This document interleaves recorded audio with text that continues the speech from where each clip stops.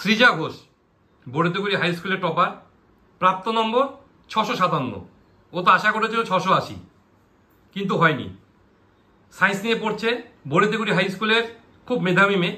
ওর স্বপ্ন ফার্মাসিস্ট নিয়ে পড়ার, পাশাপাশি ব্যাংকিংয়ের দিকেও ওর একটা আগ্রহ আছে। সৃজার পেছনেই দেখা যাচ্ছে সব ফর্মুলা। যারা মেধাবী হয় তারা ফর্মুলাগুলো দেওয়ালে লাগায়, প্রতিদিন সকাল বিকাল দেখে এবং ল অ্যাকশন কাজ করে। আজকে সৃজার মুখে শুনবো সফলতার কথা। সৃজা, এই যে 657, এটা গুড মার্কস, এটা কিভাবে সম্ভব হলো? আমি রোজকার পড়াটা রোজ করতাম, পড়া জমিয়ে রাখতাম না আর কি। আর মাধ্যমিক আর উচ্চ মাধ্যমিক একটা বিরাট ফারাক। তুমি পিছনে বইগুলো দেখেই বোঝা যাচ্ছে। এই যে একটা ব্যালেন্স, এটা তুমি কিভাবে নিচ্ছ? প্রথম একটু অসুবিধা হচ্ছে, কিন্তু হয়তো ধীরে ধীরে সব ঠিক হয়ে যাবে। মানে 10 আর 11-এর মধ্যে অনেকটাই তফাৎ। 10-এর সিলেবাস যতটা ছোট, 11-এটা ততটাই বড়। আর কিছুদিন গেলে হয়তো আবার সব ঠিক হয়ে যাবে। 2026-এ যারা আবার মাধ্যমিক দিবে তাদের ক্ষেত্রে তোমার কি পরামর্শ?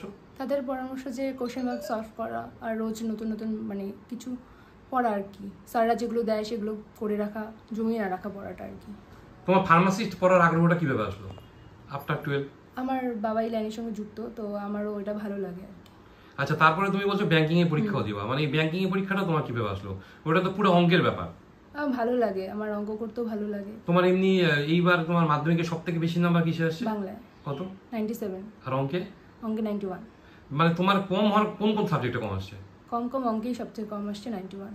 মানে তুমি বলছো যে তোমার তাহলে মানে তোমার কোথায় মনে হচ্ছে যে কোন সাবজেক্টগুলোতে একটু বেশি বললে মনে হয় একটু ভালো নাম্বার পেতাম? এটা কি এরকম ধরনের কোনো মনে একটা কোনো খেল আছে? হ্যাঁ, আমার মনে হচ্ছিল লাইফ সায়েন্সটা একটু বেশি বললে হয়তো একটু বেশি নাম্বার পেতে পারতাম। কোশ্চেন কঠিন হয়েছে এই ধরনের কোনো বক্তব্য ছিল তোমার? কোশ্চেন কঠিন বলতে অঙ্ক কোশ্চেনটা একটু আর কি টাফ ছিল। তাও তুমি 91 পাইছো? হ্যাঁ, ওটাই 91।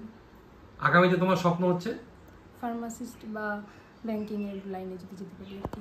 মানে এই যে মানে তোমার যে এই যে পড়াশোনার ক্ষেত্রে তোমার মানে এত ভালো রেজাল্ট করার ক্ষেত্রে মানে কার ভূমিকাটা তোমার জীবনে বেশি মনে হচ্ছে?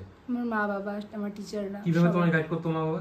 মা বাবা আমাকে মানে পড়াশোনার যেগুলো যাবতীয় জিনিসপত্র সেগুলো দিত। ওরা সবসময় আমাকে বলতো, পড়ার জন্য উৎসাহ দিত আর কি। উৎসাহটা দিত। ঘটনা হচ্ছে তোমার ভিতর থেকে যেটা পজিটিভিটি, যেটা ভিতরে আমার ইচ্ছা, আমাকে একটা কিছু করতে হবে, এইটা তুমি কিভাবে করতে? নিজেরও মনে হতো একটা ভালো নাম্বার পেতে হবে। আচ্ছা, নাম্বারের তো ছড়াছড়ি, তুমি দেখো তো প্রত্যেক বছর কিন্তু হাজার হাজার ছেলে মেয়ে বার হচ্ছে, প্রত্যেকেই কিন্তু টপার। এই যে একটা কম্পিটিশন, একটা সবসময় কিন্তু একটা কম্পিটিশন, সকাল থেকে একটা কম্পিটিশন হয়, মানে এই ব্যাপারটাকে তুমি কিভাবে নিচ্ছ?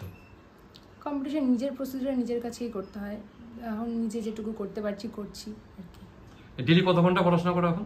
আমার সময় নেই, কারণ আমার যতক্ষণ পড়তে মানে মনে হয় পড়াটা হয়নি ততক্ষণ পড়ি, নির্দিষ্ট কোনো নিয়ম নেই। এই যে মোবাইল একটা খুব বিরাট ব্যাপার, একটা মোবাইল তো ধর একটা ডিস্ট্রাকশন অনেকে বলে। মোবাইল তোমার জীবনে কিরকম ভূমিকা? মোবাইল আমার মার তো প্রথম দিকে ছিল না, বাবারটাই ছিল। তো মারটা খুব দেখি না, দেখি আবার খুব বেশিও না খুব কমও না। ফেসবুক না, তারপরে ইনস্টাগ্রাম, এই ধরনের মধ্যে তোমার ইউটিউবটা তোমার জীবনে কিরকম ভূমিকা আছে পড়াশোনার ক্ষেত্রে? ইউটিউবে আমি অনেক ভিডিও দেখি পড়াশোনার, পরীক্ষার আগেও আমি দেখতাম। আর তোমার এমনি ধরো অনলাইন কোনো কোচিং তোমার নেওয়া আছে? না, এখন মানে আপাতত কোনো চিন্তা ভাবনা নেই অনলাইন কোচিং? ভাবছি নেব। কোনটা সেটা? ফিজিক্সওয়ালা? ফিজিক্সওয়ালা। ফিজিক্সওয়ালা কোনটা? বাংলাটা, যেটা বাংলা একটা আছে না। হ্যাঁ, ওইটার মধ্যে তোমার যেটা শুধুমাত্র 11-12 এর জন্য না মেডিকেল না, 11-12 এর জন্যই প্রথমত বিটেই ভাবলাম আর কি। আমরা আজকে সৃজার সঙ্গে কথা বললাম, অসম্ভব মেধাবী। সৃজা আগামী দিনে ফার্মাসিস্ট হবে, এটা আশা রাখি। উত্তরোত্তর সিবির দিকে আমরা। নমস্কার।